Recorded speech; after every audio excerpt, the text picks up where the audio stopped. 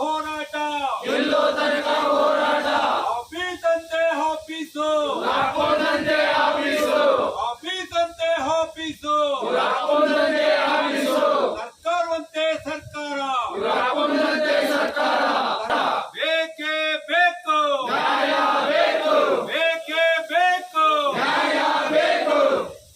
ಹೆಸರು ವೀರನಪುರ ನಾಗಪ್ಪ ಅಂತೇಳಿ ಸಾಮೂಹಿಕ ನಾಯಕತ್ವದ ಕರ್ನಾಟಕ ರಾಜ್ಯ ರೈತ ಸಂಘ ಗುಂಡ್ಲುಪೇಟೆ ತಾಲೂಕು ಘಟಕದ ಅಧ್ಯಕ್ಷರಾಗಿ ನಾನು ಕೆಲಸ ಮಾಡ್ತಾ ಇದ್ದೀನಿ. ಇವತ್ತೇನಾಗಿದೆ, ಈ ಒಂದು ಓಂಕಾರ ವಲಯ ಭಾಗದಲ್ಲಿ ಸುಮಾರು 25ಕ್ಕೂ ಹೆಚ್ಚು ಹಳ್ಳಿಗಳು ಇವತ್ತು ಕಾಡಂಚಿನ ಗ್ರಾಮಗಳು ಈ ಭಾಗದಲ್ಲಿ. ಆದ್ರೆ ಇಲ್ಲಿ ಏನಾಗಿದೆ, ರೈತ ಏನೇ ಬೆಳೆದಂತಹ ಪದಾರ್ಥಗಳನ್ನ ಮನೆಗೆ ತಗೊಳಕ್ ಹೋಗಕ್ಕಾಯ್ತಾ ಇಲ್ಲ ಅಂತ ಒಂದು ಸಂದರ್ಭ ಇವತ್ತು. ಕಾರಣ ಏನಪ್ಪಾ ಅಂತ ಹೇಳಿದ್ರೆ, ಈ ಒಂದು ಇಲ್ಲಿ ಬಂದು ನಾವು ನೋಡಿದಾಗ ಇಲ್ಲಿ ಸಿಬ್ಬಂದಿ ಕೊರತೆ ಒಂದು, ಮತ್ತೆ ರಸ್ತೆ ಇಲ್ಲ ಅವ್ರಿಗೆ ತಿರುಗಾಡಕ್ಕೆ, ಮತ್ತೆ ಆಯುಧಗಳಿಲ್ಲ.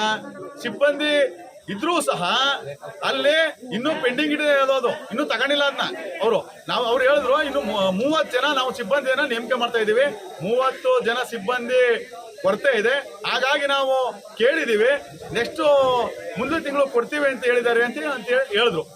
ಆದ್ರೆ ಇವತ್ತು 2-3 ಜನ ಇವತ್ತು ಸಿಬ್ಬಂದಿಯನ್ನು ಇಟ್ಕೊಂಡು ಹೆಂಗೆ ಇವರು ಒಂದು ಕಾಡನ್ನ ನಿರ್ವಹಣೆ ಮಾಡಲಿಕ್ಕೆ ಸಾಧ್ಯ? ರೈತನಿಗೆ ಒಂದು ಬೆಳೆಗಳನ್ನ ರಕ್ಷಣೆ ಮಾಡ್ಲಿಕ್ಕೆ ಇಲ್ಲಿ ಇವರು ಹೆಂಗೆ ಸಾಧ್ಯ ಆಗುತ್ತೆ? ತಾವು ಅರ್ಥ ಮಾಡ್ಕೋಬೇಕು.